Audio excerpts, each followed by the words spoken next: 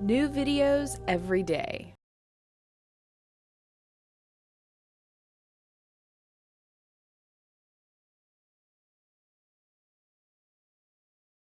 Talk a little bit about female sex drive.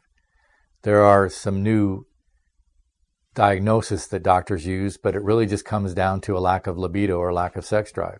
We've got hypoactive sexual disorder, meaning that you're not having as much of a libido as we would expect or as other women. There's female sexual arousal disorder. These are just labels. We've talked about labels before. What's the real problem here? It's not that you have a disease that takes away your libido. What happens is, for some reason, either hormonal imbalance or some other physical reasons, you don't have the sex drive. Or maybe you have the sex drive and you can't enjoy sex because of pain or other problems. So what can you do? If you're a little bit anemic, that can affect sex drive. Other things in your blood chemistry can indicate certain disorders or problems in the body that are going to affect you. Remember, you have to be really healthy to have a healthy sex life.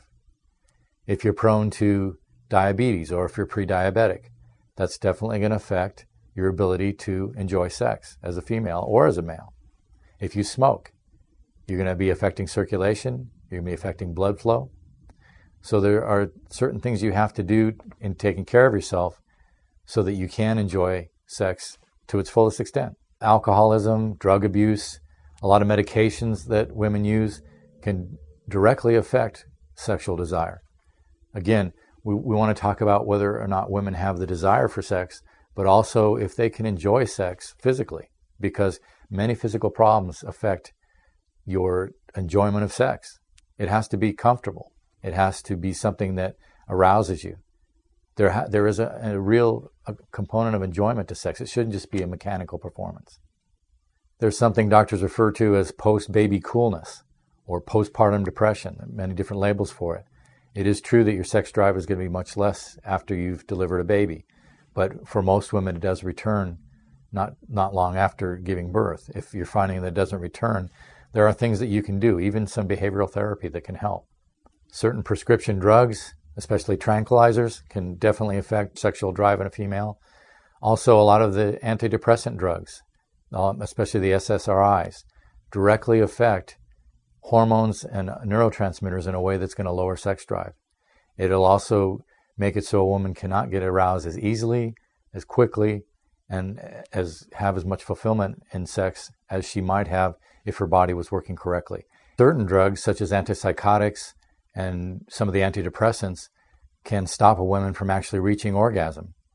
Now, most women are capable of getting to orgasm if they're healthy, but there are certain drugs and even certain things in foods that can stop you from reaching orgasm, and it's a biological process that the body has been interrupted in. Many times women have hormonal abnormalities. You can have, as we've mentioned before, a lowered amount of androgens. You can have inactive hormones such as testosterone because of sex hormone binding globulin, but even luteinizing hormone and other hormones in the body can affect sex drive. It seems that insulin has an effect on sex drive. Any hormone is interacting with other hormones and can have an effect on the function of your body. And again, if we affect function, we affect your sex drive and we affect your sexual enjoyment. We also have to consider a lot of things such as stress, fatigue. This is all going to play into a woman's enjoyment of sex. Not just a woman's, a male's as well, but women seem to be affected by it more. We all know that males can rise to the occasion in a sense. Women work differently, and it's something that we know intellectually as men, but we have to realize that stress can affect hormone levels, stress can affect body function. As we talked about before, stress actually can cause different set points to change, can cause the body to adapt. We can adapt in a good way or in a bad way. If you're under stress enough of the time, you can cause damage to neurons. That means you're not going to feel things as well. You're not going to be aroused mentally because the stress has actually done physical damage. So the stress can cause the hormones to be imbalanced. It can cause damage to the nervous system. It can cause damage to the circulation system. what this is going to mean is that your body cannot function sexually. So you need to do a lot of things in the way of health to have sexual health.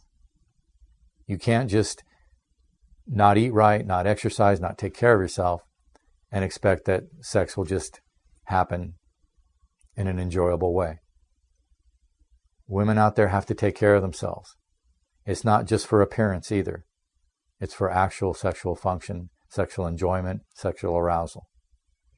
So if you, as a woman, cannot reach orgasm, cannot be aroused, don't enjoy sex, and are just doing it out of duty or out of wanting just to do something for someone else, you're really losing out on the whole experience.